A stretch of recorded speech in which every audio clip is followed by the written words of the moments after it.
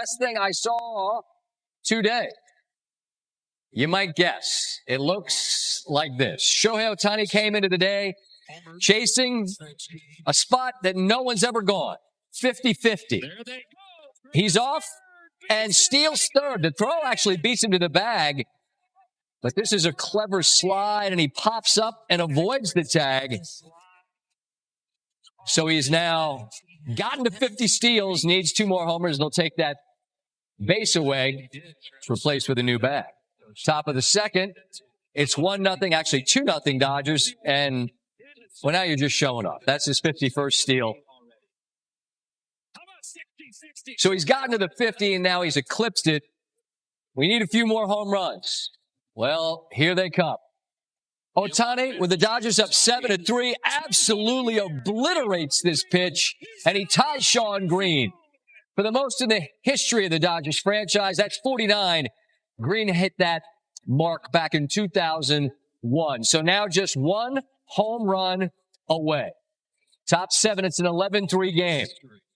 The fans on their feet.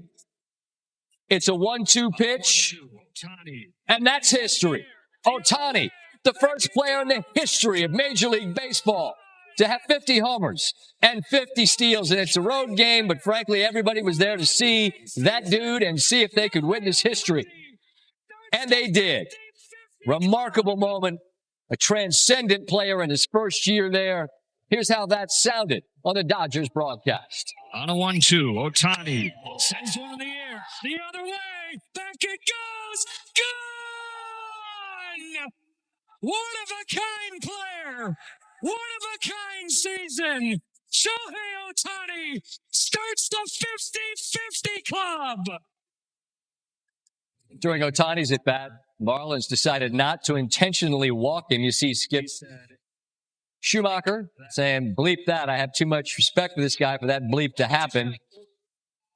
So they pitched to Ohtani, and that resulted in history.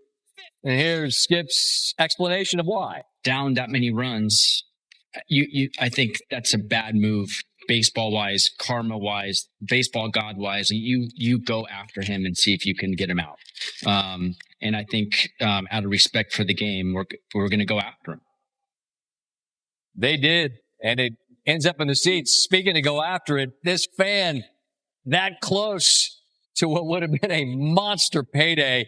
And the gear, Ohtani in the clubhouse gives it all to MLB officials, authenticated for him reaching that 50-50 mark. Now, speaking of showing off, all right, it's Vidal Brujan. He's not a pitcher, but Ohtani's still Ohtani. And McGruber and Upper Decker. He's 6 for 6, 3 home runs, 5 extra base hits, 2 stolen bases, 10 RBI. And oh, by the way, the Dodgers are into the playoffs again. It's the 12th straight year. Just a remarkable day in the history of that proud franchise. The first player with 10 RBIs and multiple stolen bases in a single game. The other 15 players to have 10 RBIs in a game combined for 0 steals. Ohtani, of course, had a couple swipes in this one.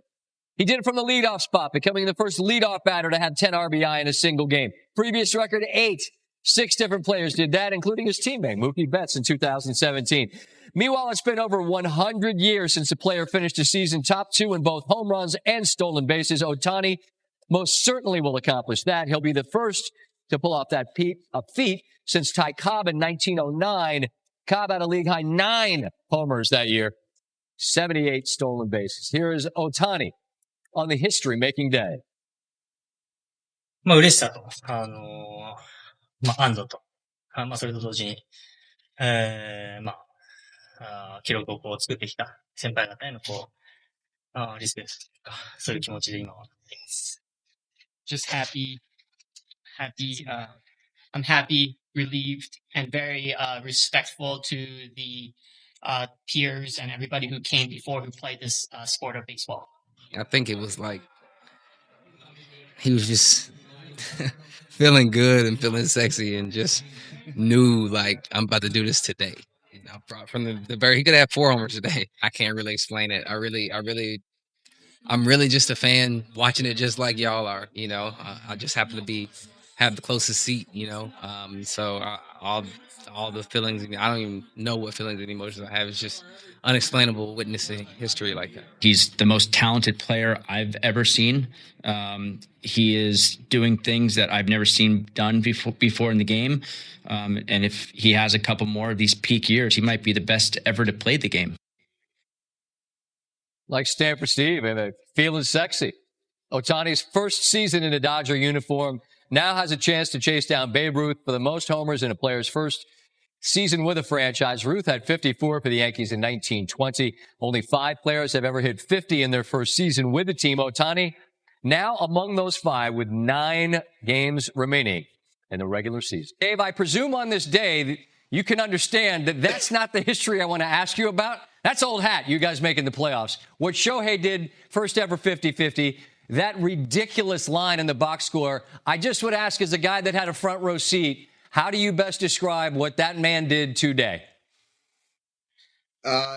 What he did today was something certainly that I've never experienced.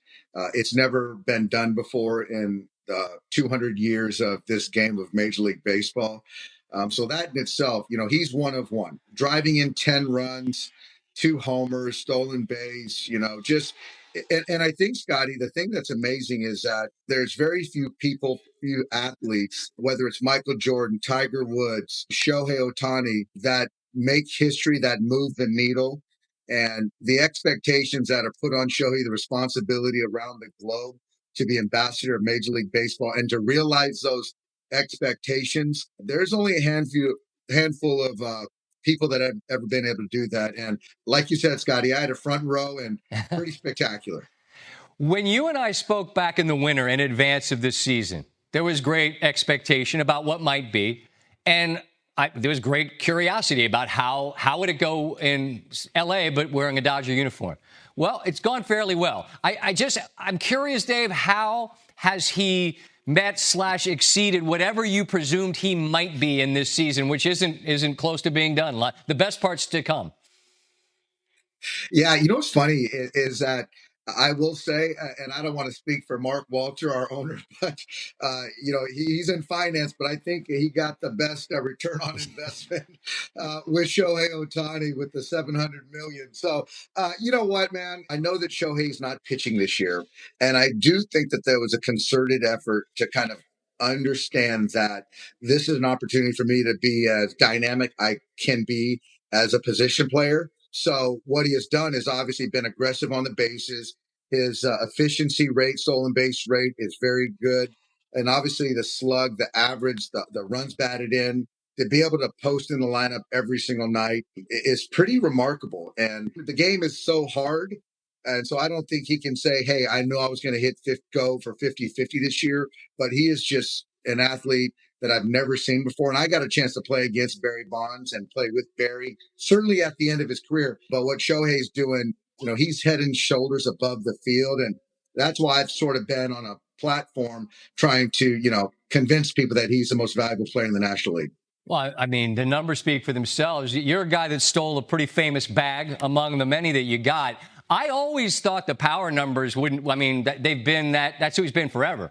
I had no idea, Dave, that 50 bags was something that was doable. At what point did you and he and the group realize, you know what, if we make a concerted effort for him to swipe bags, he can get a ton of them? So he worked really hard with our player performance guys in spring training, and he was working on his jumps. And I will say this, is that I've seen it in real time, his work with our first base coach, Clayton McCullough.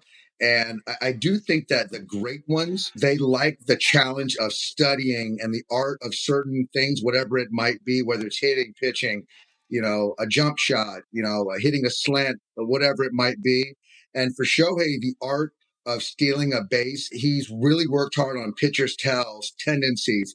And for me right now, I've seen the evolution from April to now. He looks like a base stealer, not just a fast guy that's trying to steal a base. So I've seen that in him. And